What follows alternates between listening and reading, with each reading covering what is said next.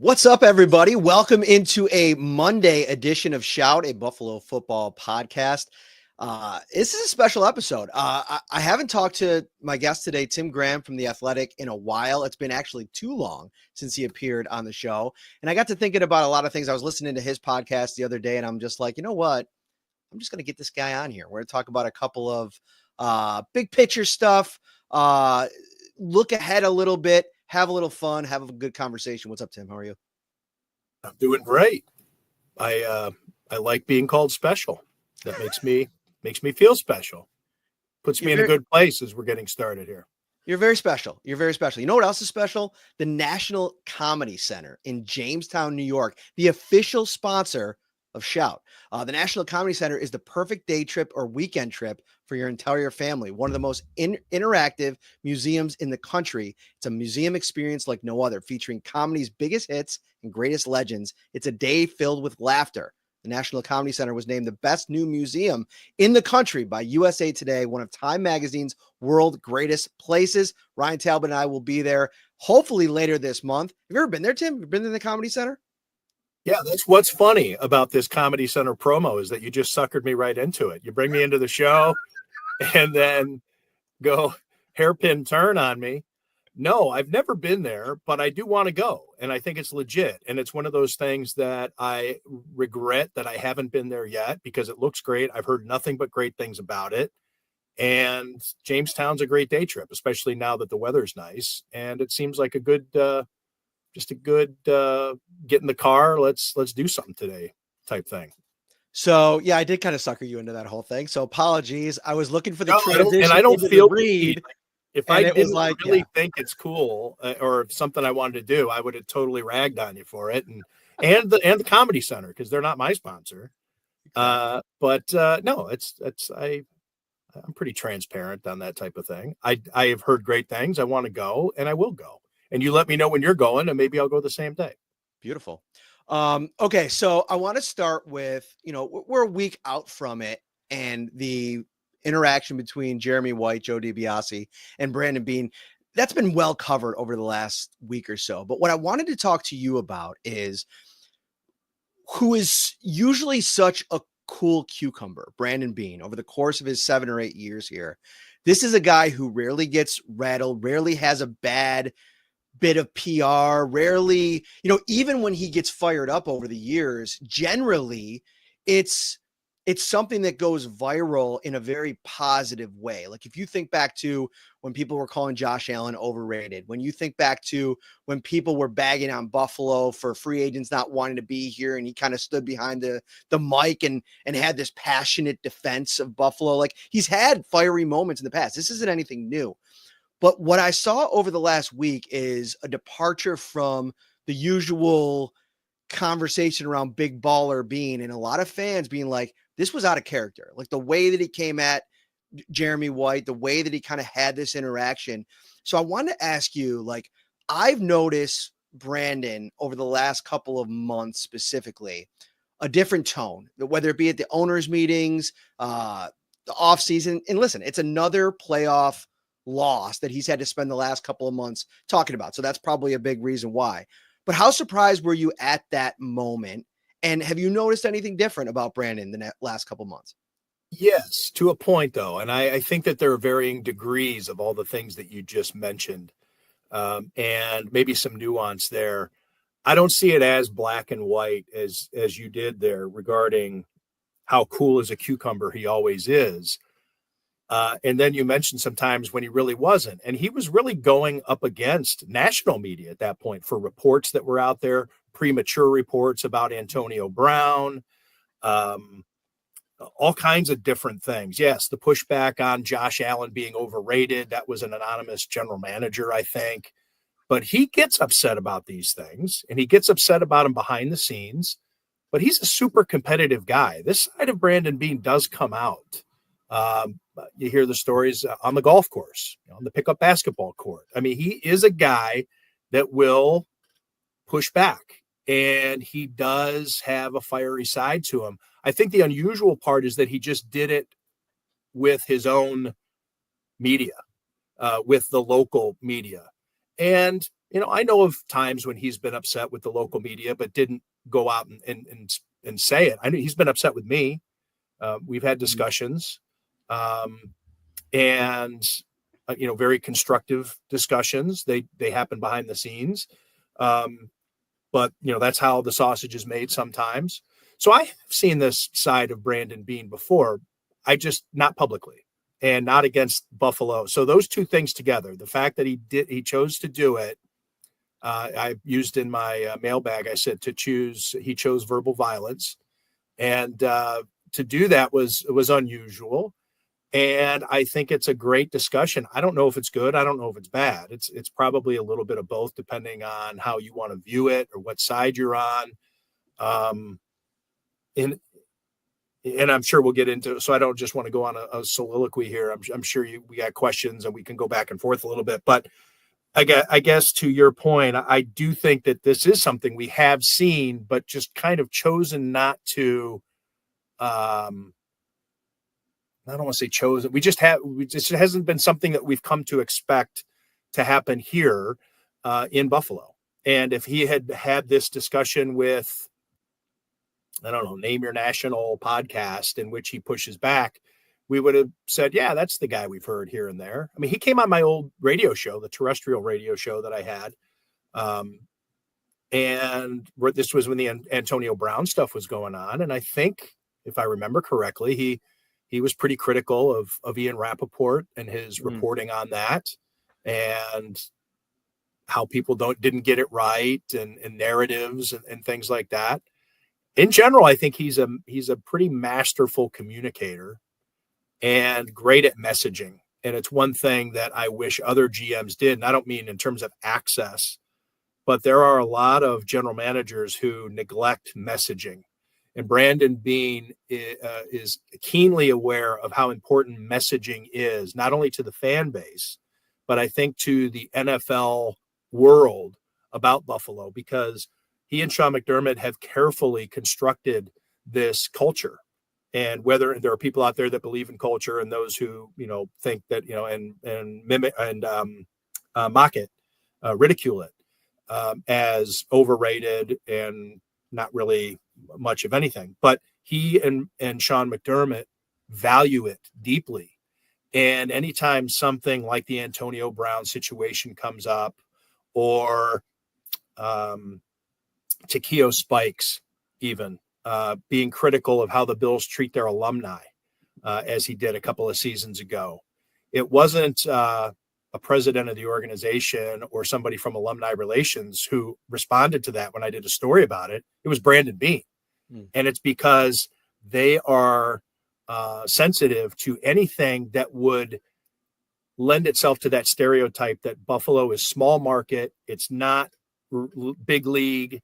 It's not a place you want to go. And so he does push back in a lot of ways, quite prickly. But I don't think he's ever felt the need to do it with the local media too much. And let's face it. I mean, maybe I'm going out on a tangent here, but for the past few years, there hasn't been that harsh criticism that you would get from, again, people like to throw these names, Bucky Gleason and Jerry Sullivan, and the harsh commentary. Buffalo just doesn't have that. I don't think and they've been winning. They've been winning. There's not a lot to nitpick about. Mm-hmm. So I think that the wide receiver train at WGR, I think, probably was something that stood out to him, and over time chafed him to the point that he felt the need that he had to address it, that he couldn't ignore it anymore. The Bills, to your point, it's been so successful. And I think it's interesting that Sean, I think a little bit more than Brandon, tends to be in the habit of reminding everybody about the success. Like they throw it in there as kind of like and right? Like they'll answer a question, and I think we've been really successful when Sean hasn't even been asked about a question that would need him to address their track record. He kind of throws it in even sometimes still. And I think rightfully so. I mean, this has been, I think, one of my biggest complaints about the overall approach to Sean specifically. Because Brandon, it's funny. I feel like this offseason has really seen a teetering in the approval ratings, where I feel like for so long it was Brandon who had these sky high approval ratings and Sean who, people had him on the hot seat every single year, it felt like. But I feel like this offseason things have flipped a little bit, and Sean now he seems to have higher approval ratings, and Brandon, people talking about his draft record, people talking about not maybe doing enough on the defensive line year after year to get things done. How much do you think he hears that noise, and maybe that is something that plays into all that?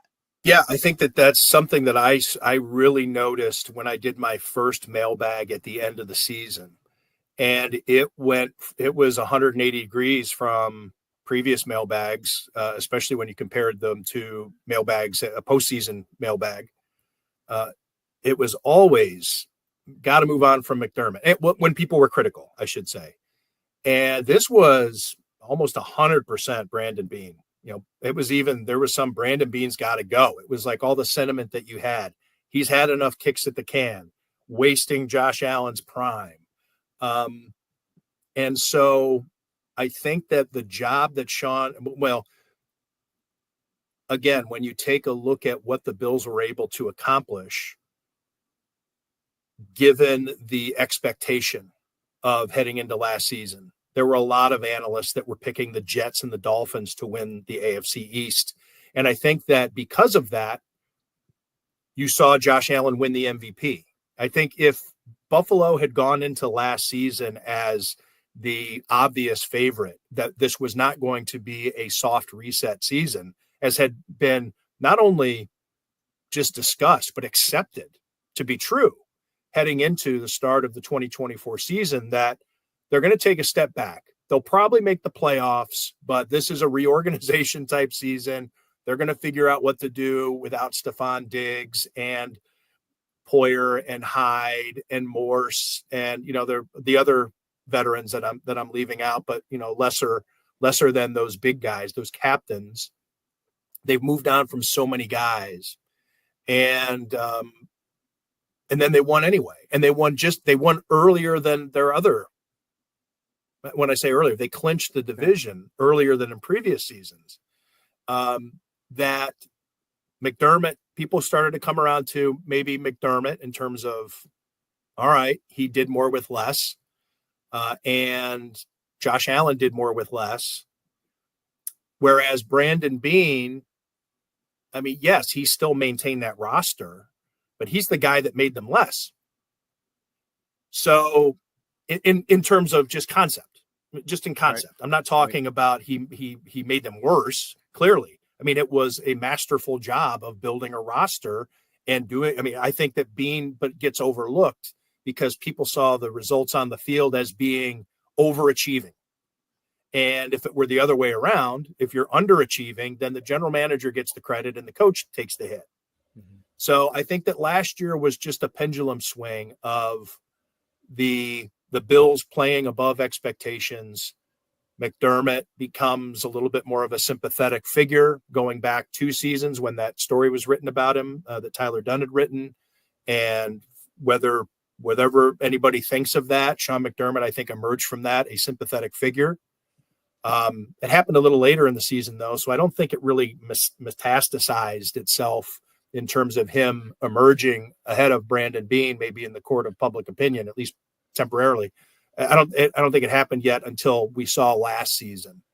And then I think you look back, and I've said this since that season ended, the 2023 season ended, that as we get farther and farther away from that season and the sting of how it ended and the fact that that team was supposed to win the Super Bowl, given that they were Super Bowl favorites and Josh Allen was the MVP favorite, and the whole thing about 2023 and just how incredibly how shaking it was to the spirit, not only as a Bills fan, but I think the city, everything that was banked on, everybody, everything that happened, that I think that when we look back, I think we're starting to do it, but even years from now, we're going to look back and well, hell, if people don't, I'm going to keep writing about it, that I think 2023 was maybe the most incredible season in Bills history. And with what Sean McDermott was able to do. And I think as farther we get removed from it, I think people are appreciating more how Sean McDermott was able to keep that team on the rails through all the things, the top shooting, the weather, moving the games, winning 3 games on the road in the span of 12 days, I think it was, because the game had to be moved to the Browns game had to be moved to Detroit. All that stuff, the weather, being snowed out at Christmas, and we don't need to get into all that, but I think McDermott has become I think fans are maybe like McDermott more. Now, we can talk about that. I've been talking here maybe for too long. You probably have things you want to say back, but I think, and then plus maybe it's familiarity breeds contempt. People are just looking for somebody else to be mad at, right? Because it gets boring to be mad at the same person over and over and over again. Maybe it's just Brandon Beane's turn in the barrel. I think what you just said, though, a minute ago is really an important part of all this, is that ripping the Band-Aid off was never going to be easy to create the next iteration of the roster for him, right? Like, you're going to have to get rid of some long tenured fan favorites. I mean, listen, they just filled up Bison Stadium yesterday, Micah Hyde, who's retired, and people still come out in droves. Josh Allen wasn't even there, and people were still kind of out there supporting a guy that meant a lot to the community and was a big part of the turnaround. It was never going to be easy. I think the way that he did it on the fly, got out ahead of Stephon Diggs at the right time, even though he had to kind of eat it, it really showed how good he is at like the 30,000 foot view in a GM chair that you have to be good at to figure out, okay, same thing that Kansas City did years ago, right? Like when Tyreek Hill was at his peak and they were winning Super Bowls or going to Super Bowls, and it all was building around Patrick Mahomes. They had this great offensive line, but they had a problem building there, money wise. Tyreek, the person, I mean, he quit right after the game last year. I mean, there's things that we could say about him as a locker room, like teammate and everything like that. But I think that's the part of it. Like, if you want to go through every single one of Brandon Beane's drafts and like just absolutely tear it to shreds, you could do that. You could do that with any general manager. But for all the Dalton Kincaids and Kyer Elams, which every GM is going to have, I'm sorry, if you're there long enough to make those picks, you're going to have a ratio where you fail on some. Not nearly as much are people talking about the Spencer Browns, who next season could be the number one right tackle in football that they got in the 3rd round. Christian Benford, one of the top cornerbacks. Those have to be part of the conversation. And I think like it's easy as you continue to lose year after year in the big spot to the same team. I'm sure Peyton Manning can talk about this from his time in the league going up against Tom Brady. Well, stop right there about Peyton Manning. Bill Polian, when he was still running the Colts, Indianapolis fans hated him. They wanted him gone because you take a look at these drafts. His drafts were miserable and all these misses. But and then he'd get also, I mean, you can't give him total credit for Peyton Manning because number 1 overall pick. I mean, I guess he could have taken somebody else. Ryan Leaf. But they still won a Super Bowl. He went to the maybe he doesn't even go to the Hall of Fame if not for his tenure with Indianapolis. But yeah, if you're in a place long enough, you're going to have a lot of picks that people can look at and say, this sucks. Look at this guy we could have had, but yeah, Brandon Beane, I think, has done a great job of roster construction. And last season, you could say was his best work because you have to be able to project how competitive are we going to be without Mitch Morse? How competitive are we going to be moving a guy who hasn't played center really since high school? Yeah, McGovern did play some in college. Michigan, was it? I'm drawing a blank. Where do you go? Penn State. Yeah, sorry. So he did play off and on, some started here, but he mostly was a guard. And then he's a guard with the Cowboys and he's a guard with the Bills. So that's a leap to forecast. A lot of people didn't like that move. Oh my God, this guy's never played center in the NFL. How can we rely on this guy to be the anchor of our offensive line? And what are we going to do here is David Edwards? What can he do? And there was just a lot of safety, of course. Now, safety wasn't great, but it still was good enough that they were able to survive without Poyer and Hyde. And then you take a look at those mid-round picks. You named a handful of them, but look, Christian Benford and Osiris Torrance, and you mentioned Spencer Brown and Khalil Shakir. You know what's funny? Whenever people talk about receiver, I'm guilty of this too. I don't know why, but it seems like the first names out of anybody's mouth is always Keon Coleman, and then and I hear it. I hear it on the radio. I hear it when I'm having a conversation, just two people, and then we'll get there, and we were like, oh, and Khalil Shakir. He's only the best one, but people always are like, oh, and Khalil, how can we leave it on? Because I think you're just trained to start on the boundary receivers, right? And then get to the slot guy third. Yeah, I think so. But that's wrong in this case, right. To your point. I mean, did people forget? Well, I don't want to get too crazy about it, but did people forget, Wes Welker or Julian Edelman? Or I mean, the slot receiver sometimes is your best receiver. But anyways, it seems like in conversation. I'm sorry? Only when Randy Moss was there would that have been acceptable. Right. That's right. Sorry, I didn't mean to cut you off. No, I think I was probably prattling on. All right.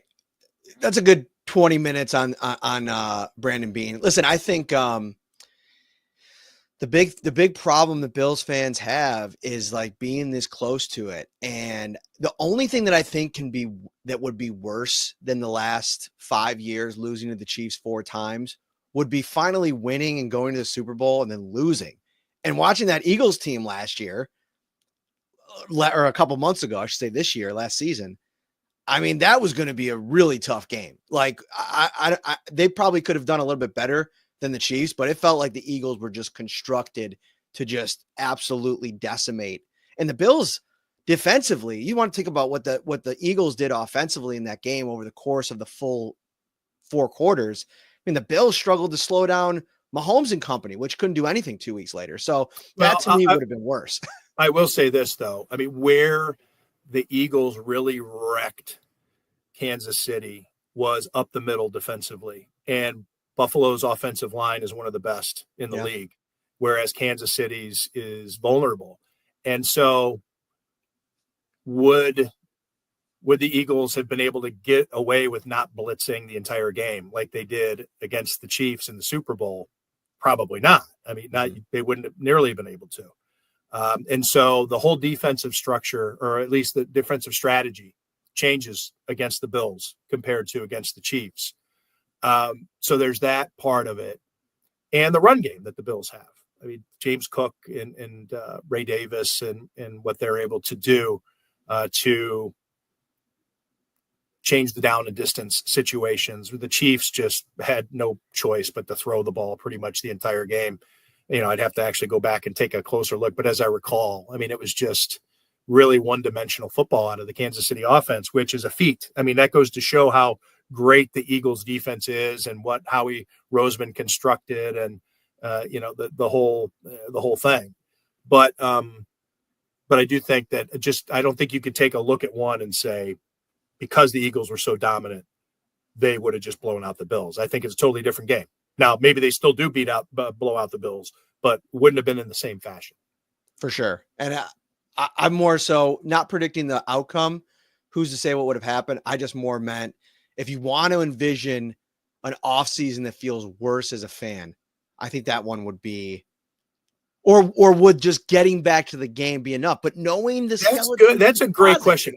You know what I hear, and we won't know until it happens, and let's hope it does happen because hey, I think it's good for the community. I'm not a Bills fan, but it's good for business, number one, and it's good for I consider myself a Western New Yorker. I mean, this is my home, and I'm married to and have family and have friends who love the Bills. Everybody in my life wants the Bills to win. So I want them to be happy. So let's hope they do get to the Super Bowl. But it is interesting when you do have a discussion about what the Bills have missed out on or the steps that they come, isn't the conversation always getting to the Super Bowl from fans? Yeah. I mean, isn't it usually? I mean, it's Yeah. getting there. I think that they just want to get there. I think they will because Because there's a whole era of fan that hasn't experienced that heartache yet. Now, that's not The to say older that once fans, you I get don't think would there, say that. yeah, it's not to say that once you get there, you're going to be like, oh, that was great. We're fine with getting, but I do find it interesting that when people usually talk about the Bills falling short, it's not of winning the Lombardi trophy. It's of getting to the Super Bowl. And I think everybody wants the party and you want the drama. I mean, the season's over, whether they win or lose. I think maybe part of it is just maximizing the experience. But then you really don't truly maximize the experience unless you get to win the game in the end. But yeah, I do find that's something that's always in the back of my mind when I talk to fans about not getting to the Super Bowl. It seems like that would be okay for a lot of them just to get there and enjoy the party. Maybe I'd be way off on that then, because I feel like that would be so much worse. Knowing what the majority, I shouldn't even say the majority. I mean, man, it is 2025. We probably got the majority probably wasn't there in the Super Bowl years now, like watching those early 90s. Right. Games. There is a huge, Bills Mafia, like, the younger generation. There's a huge percentage of fans that probably just want to see what it feels like. I mean, growing up in it, when did you start covering? When did you move to Buffalo? It was after the Super Bowls, right?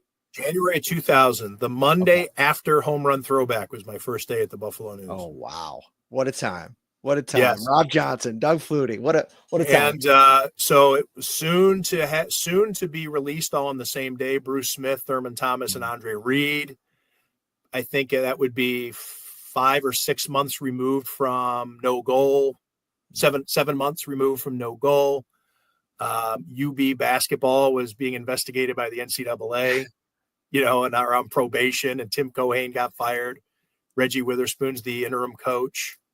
There was a couple other things that were just like, oh my Lord. Yeah, it was not a great time. Dominic Hasek was threatening retirement. Yeah. All kinds of good stuff. You mentioned a lot of great names in Buffalo sports history, and I'm going to transition to mentioning another one. Mark Gaughan, Buffalo News, Bills reporter extraordinaire, a little bit of everything over the last few decades. How many years you had the number? I think how many years was he at the News?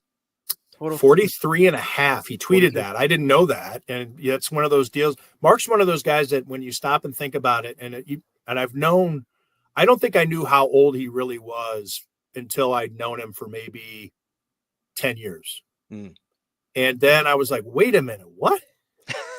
And so that's been for now 15 years. I've known actually factually how old Mark is, but he's still one of those guys that even though I know it, when you stop and think about it, you're like, that can't be right.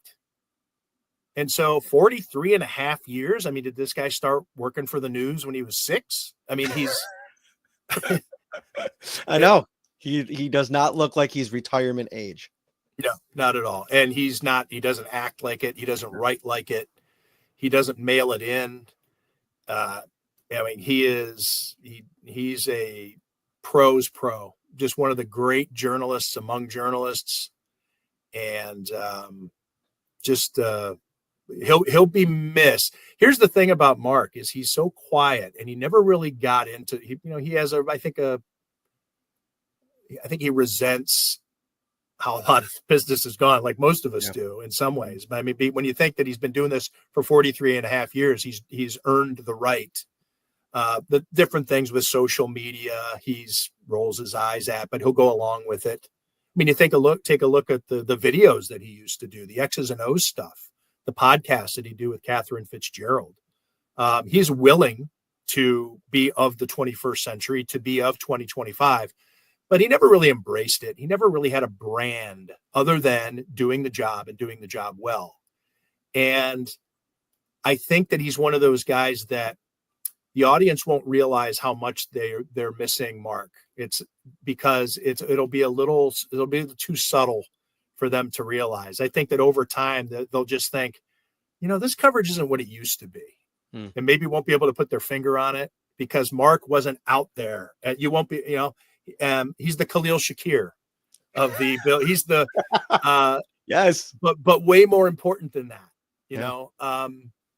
And he's just one of those guys that always there, always count on him.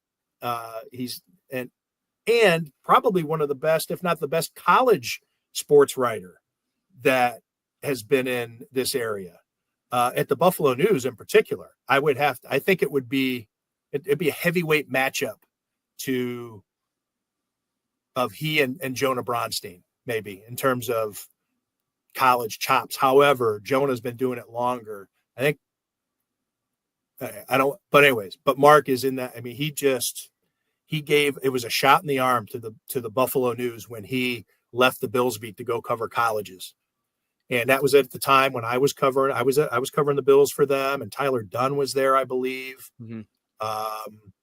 It was Vic right before I Carucci came back. So to be able to have somebody like Mark Gaughan covering colleges for us, I mean, hell, he's probably one of the best college sports writers in the country at that time. That was right before I came back to Buffalo from the UFC, and it timed up almost perfectly where he was kind of coming back to do Bill stuff as I was getting back, which was a treat for me. And I haven't talked about this on the podcast yet because I wanted to kind of give him his send off. And when I was going to have you on the show, I was excited about that as well. It's such a full circle story. I know that you'll probably appreciate it. So I don't know if I'm in the business, if not for Mark. So I'm at UB, and very early on, like I had not even really had a story worth anything on a page of the Spectrum, the student newspaper there yet. And I really was hungry for it. And so I started sending out emails to different sports reporters in town. And I think a couple of them got back to me, some with like kind notes, like do this. I asked Mark if he'd be willing to do a call, and he called me like 10 minutes after I sent the email, right, to my phone. And I'm like, oh my gosh, I ran outside, like I got in my car, I drove around. Like 60, 70 minutes later is when the call ended. And he basically took me through, asked me a bunch of questions about me, took me through his journey, like what he's learned over the years, the blueprint to getting in the business and then like sustaining in this business. And I always go back to that call. Like every successful step that I've had in my career, I go back to that call. And not only like you think about like doing good deeds for people because you hope that they take that and do good deeds elsewhere. Like I took that experience that he gave me that day while I was in school, and it's really propelled me to the work that I've done at UB since I graduated. In the time, even between when I graduated, became an adjunct instructor, I still was really invested in the program, talking to students. And like, it all kind of goes back to that. And, you know, I hope to one day have the kind of tenure and garner the kind of respect that a person like Mark Gaughan does. But at the end of the day, he's just like truly a phenomenal person and friend to everybody in there. And the other fun little part of the story is it's like the most Buffalo part of the story. All these years later, you know, I'm working alongside Mark in the press box for the last 8 years since I've been back. And lo and behold, one day we realize his wife, Lynn, who helps her sister in a local elementary school, is teaching my son and teaching my daughter over at Smallwood. And it's like the most cool Buffalo story, and being able to connect to him in this way over the last couple of years. Like, I want to say happy retirement to Mark. He's one of the best. Absolutely. He deserves it, but he will be missed. And I wish people understood how much he's going to be missed, and how much, when you're feeling that things aren't like they used to be, that he would get the credit. I mean, everybody likes to throw out Larry Felser and Jim Kelly and Milt Northrup, the names, from the past. I mean, he's one of those guys. Yeah. Mark is one of those. Mark was taught by Larry Felser. Mark has been doing it for a long time. And I have an anecdote that I think is similar, comes from the similar vein. So I'm leaving the Buffalo News in 2007. I'd been the Sabres writer for almost 7 years. And I'm going to the Palm Beach Post to cover the Miami Dolphins. And he has me come over to his house, and he's got some stuff he wants to give me. And I get over there, and he's giving me now we have a thing for those out there listening, there's a thing the NFL has had for years and years called the Black Book. Mm-hmm. And you can get it online now. It's digital. But at the time, these were precious commodities. Each team would each team supposedly had only so many to give out, or at least that's what some PR guys would have you believe. And then what they would do was they would give them to the writers that they favored, and they'd make the ones that they didn't favor have to work for it. What would be in there every year was the names and numbers and addresses, email addresses, cell phones of every PR contact in the league, all the beat writers in the league, every news organization per market that works there, the radio and TV people of each team, all the national network people, CBS, Fox Sports, ESPN. And it was just this invaluable piece of reference, a reference book. And the Bills had a PR guy, Scott Birchtold, who would dole them out, who would lord over. And so Mark made sure that I always got the black book because the Bills PR wouldn't give me one. And so he gave me his black book for that year and his phone list, essentially. I mean, I don't think he gave me the whole thing, but he gave me reams of things to take with me to get started as an NFL writer. Now, it's not the same really back then. I mean, I'm going to cover in a different market, but we don't work for the same company. We can be competitors in a certain way, and he doesn't care. He just is of the profession, and he wants me to do a good job. And he's basically saying, here is your NFL beat reporter starter kit that I couldn't have gotten anywhere else from anyone else. And he says, I mean, that's Mark. And I've remembered that. I've always kind of thought the same way. And so think of Mark, the last time we were together, we had a beer. You recall I sent you a text and we were talking about something and you mentioned it. And I was like, here you go. And you're like, what? Technically we're competitors, but right. FFS. I mean, can't we all get along here? Can't we all just, whatever you need, man, just ask. I mean, that's the type of thing. And that was Mark. And that was again, a pay it forward type thing. It's like, that's the way it should be. Mark Gaughan. Awesome dude.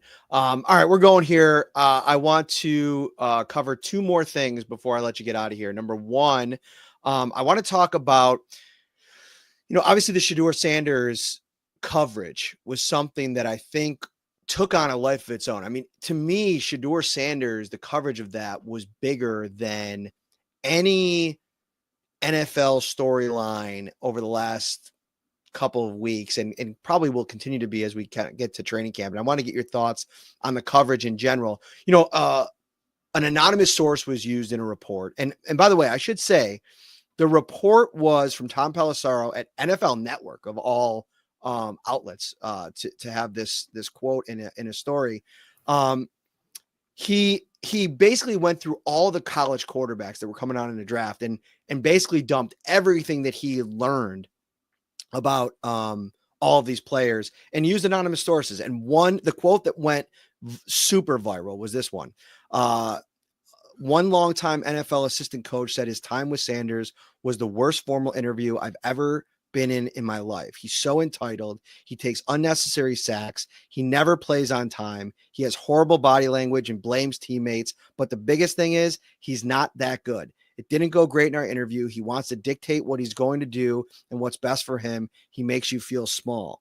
So that was the quote. Here was Tom Pelissero. I'm going to play the clip real quick, talking about why he uses anonymous sources like this, because there was a lot of blowback for the fact that, put your name on it, right?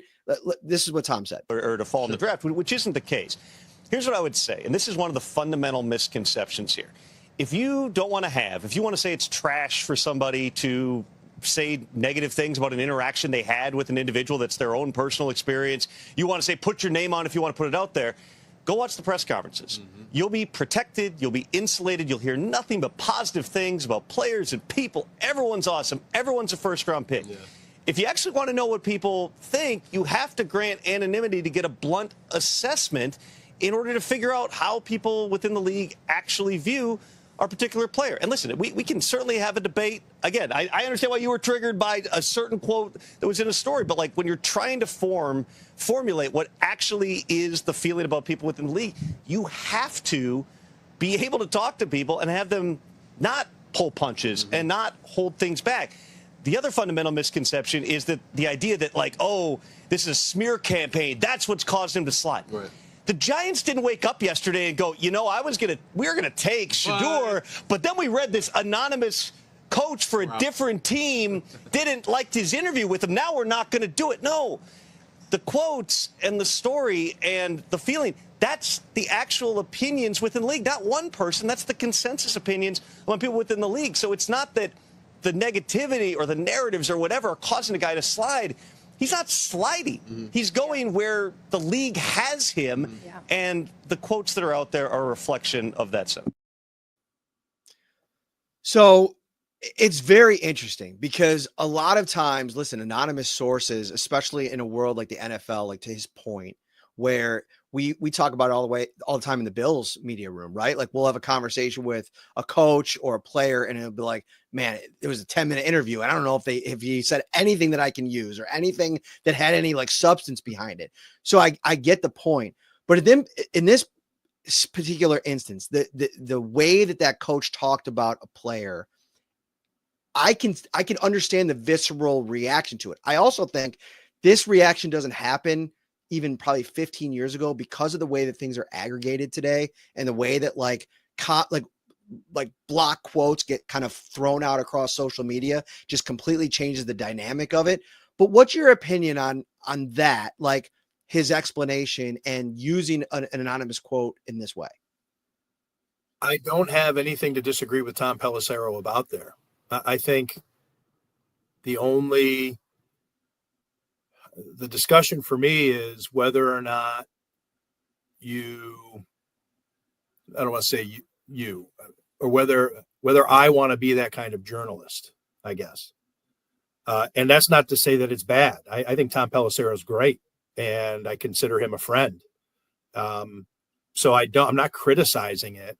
I'm just glad I don't have to worry about a lot of anonymous stuff like that. Now, that being said, one of the most noted stories that I've ever written at The Athletic was almost entirely anonymous negative comments. And that was when all the toxicity going on at Pagula Sports and Entertainment at the dawn of the COVID era, when they started laying off a lot of people and everybody assumed it was because of COVID, but didn't realize that these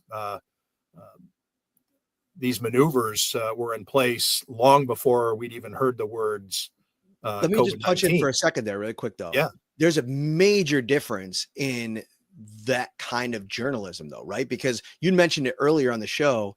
You're part of the community of Buffalo, right? Like a story like that has community impact in a way where there's a lot of people that work at Pagula Sports and Entertainment. The way that organization runs it has news value in the community that you're writing for, as opposed to what some, who knows, longtime assistant coach, it could be anybody, says something so negatively about a player. Completely different like level of need to know, I think, for those audiences. True. But then we can also have a conversation about Shadur Sanders as his own economic engine. And the NFL and ESPN and whoever has the rights to whatever conference the University of Colorado's in these days, it is a moneymaker. Colorado was on national television all the time. Shadur Sanders was all over the place with all the NIL money. And so there is, to me here in Buffalo, Shadur Sanders isn't a story, or in most markets, but he's a national story. And Tom Pelissero, who covers the NFL for NFL Network, I think it's legitimate to write about how this phenomenon is evolving and how it's or devolving as a surefire top 5 pick, as his dad insisted, as the top 2 quarterback and a top 10 pick, as Mel Kiper insisted. Like all this stuff. So a lot of money has been made and a lot of attention has been paid to Shadur Sanders. So, does that mean he deserves to have people shit talk him? Not necessarily, no. But I don't think that Tom Pelissero is making it up. I do. So one of the guys who has really been making this a topic of conversation and is Mike Florio. And he's been doing it for weeks, months, about the concept of when you should grant anonymous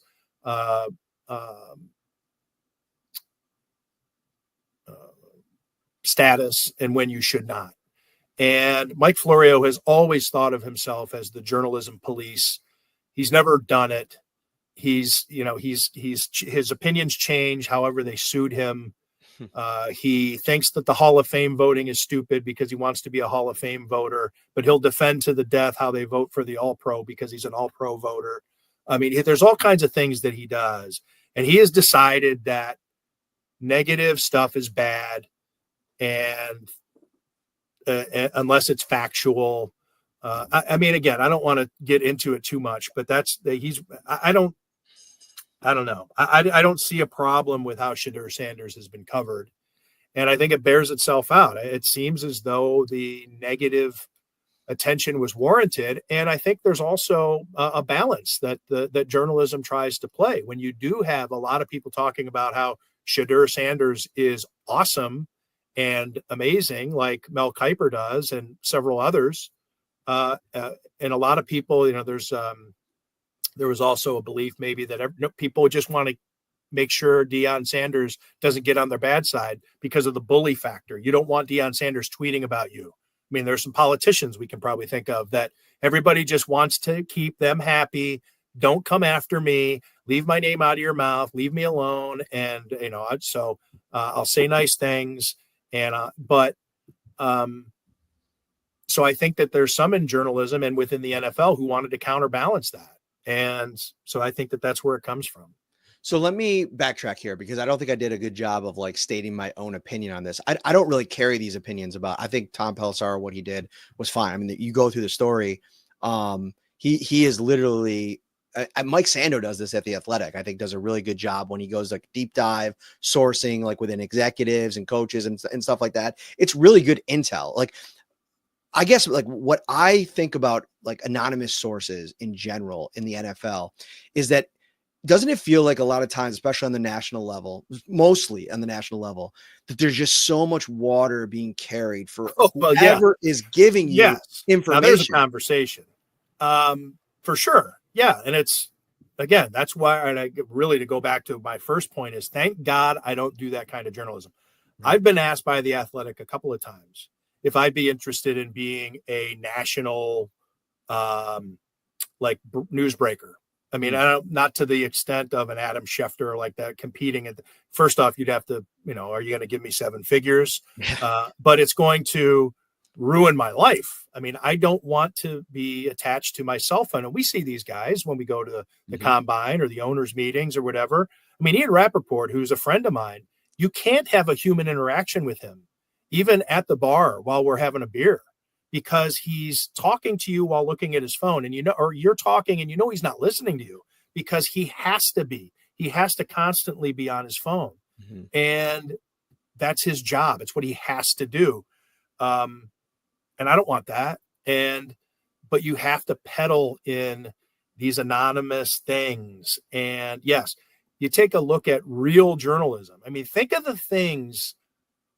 You have a discussion with John Morrow of the Associated Press, or of even probably people at the New York Times. Look at The Athletic and see all the reasons that we would grant somebody anonymity, but you wouldn't grant them anonymity for something for something of national security or all these getting multiples. But in the NFL, it's go ahead. Yeah. Here's your anonymous sources. When it's really the most trivial shit, right? It's somebody's injury report. It looks on Wednesday, is somebody going to be able to play in 4 days? Man, it's looking good, according to a source, or we're going to have to wait and see. This could be a true game time decision.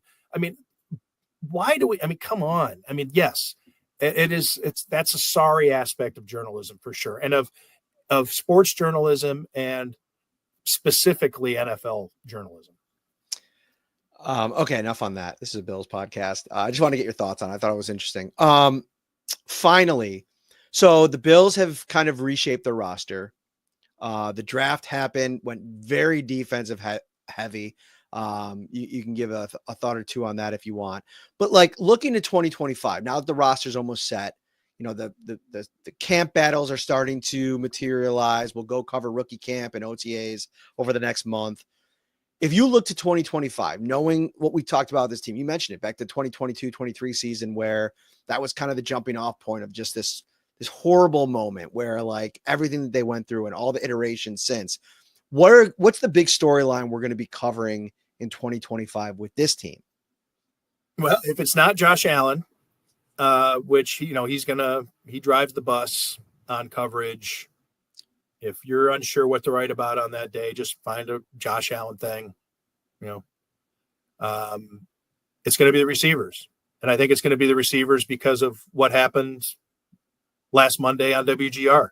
Mm-hmm. And that's where I said, you know, you could look at it as good or bad for the Bills or for WGR or the PR department, or who, you know, was it great? Was it, you know, was this a fist pump moment at one Bills drive of putting WGR in its place? I don't know. I mean, probably there are some people who said yes. Maybe there's some people that think, I wish he hadn't done that. But it's an unforced error in regard to the pressure that's going to be put on the wide receivers individually. I'll name Khalil Shakir first by saying he's probably the one least affected by it. But Keon Coleman's already under the microscope because of what Brandon Beane and Sean McDermott have said and what they've revealed. And I think that what we can deduce from the strength and conditioning coach being fired and the reorganization there, Dalton Kincaid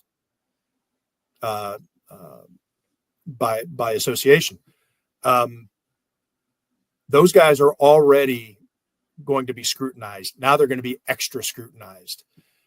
Curtis Samuel and his injury history, I'm sure he would love to just slip into OTAs but now the cameras are going to be around him. Everybody's going to be monitoring wide receiver production on a game-to-game basis. Extra hard. Josh Allen's going to be asked about it more. Joshua Palmer now becomes a critical offseason signing, not just a pretty good, you know, people would look at it and say, oh, that's a nice signing. Now Josh Palmer and Elijah Moore are critical signings. Mm-hmm. The narrative has changed. And so that's where I think that, again, I use the term unforced error. I think that's going to be what we're talking about. And I guess, obviously, we're always going to be talking about the defense and the changes there, the edge rushers. But that's going to be muddled a little bit because there are going to be more people to talk about. You know, you TJ Sanders and Landon Jackson, you know, those guys, and Rousseau and Epinesa, and, you know, I mean, there's kind of this, you know, it's just the different guys. Yeah, you as a unit, but I don't know. I just don't see that as being bigger than the receivers. I think this is almost like a referendum on Brandon Beane and his receivers. Because of that, instead of just being a topic, I think it's now the topic. So the only thing that I think could be like massive, that would be almost forced on us, that's a little bit different and probably unlikely, very unlikely. How much do you get asked on national radio shows year after year, no matter how much success the Bills have? How hot is Sean McDermott's seat, right? Every single year. Between you and I, if we're talking off to the side or if we're, you know, hanging out before a Buffalo Kickoff Live segment, you know, the one thing that's pretty clear is there would have to be something dramatic and drastic to happen for there to even be a seat warming on Sean McDermott or Brandon Beane. Like, I don't think people bombshell, right? Like some, like totally, like you can't keep them anymore. Like a, you know, yes, a bombshell. We'll leave it there. So what could happen in this season? Would not making the playoffs, what would that do to change the conversation or the pressure within the organization to make some type of change? I don't know what that would be. They still could probably go the route of coordinators, right? Like that, what would probably be the first thing to go. But if they don't make the playoffs this year, let's just put that out there, and Bills fans will be thrilled. What is the response from Terry Pegula and his team? None, I don't think. I mean, it depends on how it would happen, right? I mean, if it depends, yeah. There could be a disaster of some kind. Something catastrophic happens on the coaching staff or within a game. A series of blunders, things like that. It would depend on how it happens. But I think just all things being equal and they just don't make the playoffs because they fall a game short, or hell, let's say they fall 5 games short for whatever reason. Josh Allen gets hurt. No, I don't think so. I think you'd need some Let's sort throw of that out. Let's throw that out because Josh Allen gets hurt is the excuse. Right. Okay. No excuse. Josh Allen's healthy. Well, I can't see. I can't play well. The defense. What is realistic to say you missed the playoffs if Josh Allen's your quarterback? You're going to miss by 2 games, right? Okay, right, 2 games. Yeah, you missed the playoffs. No, I don't think so. And I think some of it has to do with how Terry Pegula's appetite for change. I mean, we're seeing it with his hockey team. He got it right with his football team. I mean, that is pretty cemented by now. Now, if by the 3rd season or the 4th season, something like this happens, maybe it's different. But the 8th season, he's happy with his football team. Mm-hmm. He's happy with what he's got. And Sean McDermott and Brandon Beane pretty much run that operation. I mean, Terry Pegula is not known as a meddling owner when it comes to his football team. Hockey side, maybe a little different. But he's got a hockey team that is in disarray. I don't think he has any, and again, I'm not saying that it's because of the Sabres. But he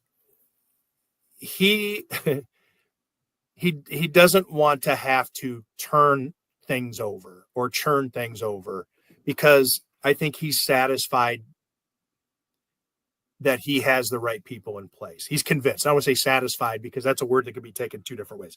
I think he's thoroughly convinced that he has the right people in place. If he can be convinced that he thinks that Kevin Adams is the right man for the job, imagine what he thinks about Brandon Beane and Sean McDermott after 1 season that could just be viewed as a blip.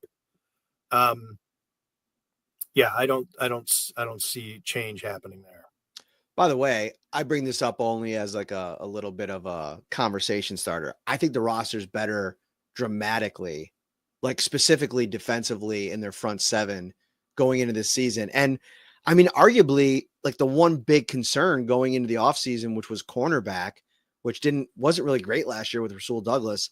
They've taken a bunch of different approaches to making sure that they somehow find an upgrade at that number 2 spot opposite Christian Benford. Like if it's not Max Harrison, Dorian Strong is like the Christian Benford kind of addition late in the draft to kind of give yourself another option. You bring back 2 guys that were like starters in this defense when a lot of people didn't want them to be starters at times, but like, that there's a high floor there at least, especially with Dane Jackson. Trey with the injury is a little bit more of an unknown, but like, they literally completely remade this defensive line.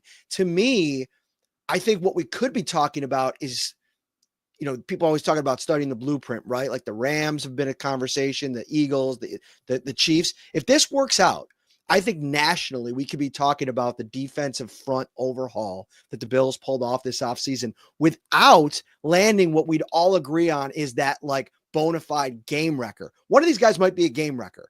Joey Bosa in his prime was a game wrecker, but I don't think anybody's projecting him to be that, or at least not the likes of which we were talking about them potentially going out and adding. So if this works and Brandon Beane is able to kind of rebuild this thing on the fly and turn it into a legitimate, top 10-ish defensive line, which I don't think that they've had at any point in this regime, would be quite an accomplishment. And that's what I think that maybe you can look at pre-London. The Bills' defensive line looked really good. I mean, before Daquan Jones's pectoral injury and the way Ed Oliver was playing. But you haven't even with Daquan, you want to say, even with Daquan Jones staying healthy, he's of an age, and Ed Oliver's too inconsistent. So even though they were playing that way within those first 4 weeks of the season, or I can't recall when the London game was, week 5, I think it was. Yep. Anyway, somewhere around that way. The first month of the season, they'd be like, oh man, this is it. That's not to say that they would have necessarily remained it, but but the Daquan Jones injury, and at Oliver, he's not a difference maker. He's a good player, but he's not a difference maker. And that is something where I think you take a look at, and I was asked in my recent mailbag to give Brandon Beane a grade on his job so far. I gave him an A- because what more with the demerits coming for not reaching the Super Bowl and winning it. I mean, what more can you think? And the question also said, take Josh Allen out of it. Well, again, yeah, that's like, and the point I made was that's like saying if you take away Barry Sanders is, one breakaway run a game, he averages 3.2 a carry. Right. Everything is based on that pick. The whole roster has changed. I mean, if he doesn't make that pick, then they might be drafting a quarterback every year. I mean, but anyways, the big frustration with looking at Brandon Beane's drafts is the inability to get that game-changing edge rusher, given all of the draft capital and free agent capital too. When you talk about Von Miller why am I drawing a blank? The edge rusher from 2023 who led him in sacks. Leonard Floyd. Leonard Floyd, yes. They've dedicated a ton of money and draft capital to that position, and really are still figuring out where that production is going to come from on a game-to-game basis, and that's a huge miss, or that's a problem. That's a big hole in Brandon Beane's resume. I just want to make a point because I ended up going off a little bit, took an exit ramp, took a detour, and when it comes to the concept of firing or moving on from Sean McDermott and Brandon Beane, one of the concept, or one of the conversation gets to, these guys are good. I mean, they are, other teams would want them. Most teams, almost every team in the NFL would trade what they have for what the Bills, they would want what the Bills have for whatever they got going on. And you take a look at, you even mention the drought and look at what these guys built. And I see a lot of the conversation use the phrase, well, that's a loser's mentality. Well, if you can't win a Super Bowl, that's a loser. Then you've gotten to if you think, it's a loser's mentality just because you think you're better than where you should be, or you're better. You got to go for it. You got to try. The idea of moving on from these guys based on what we know, again, bombshell, something could happen, scandal. But as we know it now, the idea of moving on from either of these guys is, I think, a dipshit mentality. I mean, who are you going to get? I mean, think of all the red hot coaching candidates that have been out there that have just turned out to be total turds. Yeah. I mean, the chance of you succeeding, that's not, so buckle up. I mean, it's okay. Enjoy this and enjoy being really good, as opposed to potentially blowing up your team just because you want to get that one extra win. It's probably not going to happen. The chances of you ruining what's been built is infinitesimally, that's small. Infinitesimals. I got my, sorry. It's like when I start talking about the Harbaughs and I have to stop myself. Like, which one do I mean, Jim or John? It is infinitely more likely that you're going to ruin what's been built than get over the hump just by making a change. I totally agree. I've made this point a million times. And I think that what they do better than obviously anybody during the drought, but like most teams in the league, is they give you a chance to compete late in the season every year. Do you want Sean to be better in critical moments? Sure. I think you'll want that from any coach, right? Sirianni is the greatest example why people need to kind of relax on coaches. I think sometimes when you're competing for Super Bowls, he went from, we thought he wasn't going to make it to October. Deadline. Yeah, exactly. It's wild. All right. We've gone way over, as I knew we would. A fan sent a question in, Matthew Herman, one of our insiders, and it's a really good question. And it's back. I wanted to fit it in back in the source part, but we'd moved on. I was trying to kind of keep us under an hour. It was never going to happen, but I want you to answer this question, and I'll dip in as well. It's a good one. Regarding anonymous sources, do you feel that they can be more critical because their name isn't attached? Is that bias related, or because they are filter free? what makes a source want to be anonymous. We don't have to cover that as much because obviously if you say something negative or something that, you don't want out there publicly, you would love it if your name's not on it. But in terms of that first part, I think it's a really good question. Do they feel that they can be more critical because their name isn't attached? Yeah, that's it. It could be job security. Number one, number two, they don't want to be an a-hole. They just don't want to. They want to tell the truth, but they don't want to, have it come back on sour grapes or whatever, or having an agenda. And that's where the reporter comes in. We have to do our job, and you have to trust the reporter, and that lends itself to our credibility. And some reporters don't have much credibility. Some have a lot. But that's where you need to, I guess, judge your reporter in terms of, are they making sure that they're not being used? Does this reporter see through an agenda? Is this reporter just sharing everything he hears?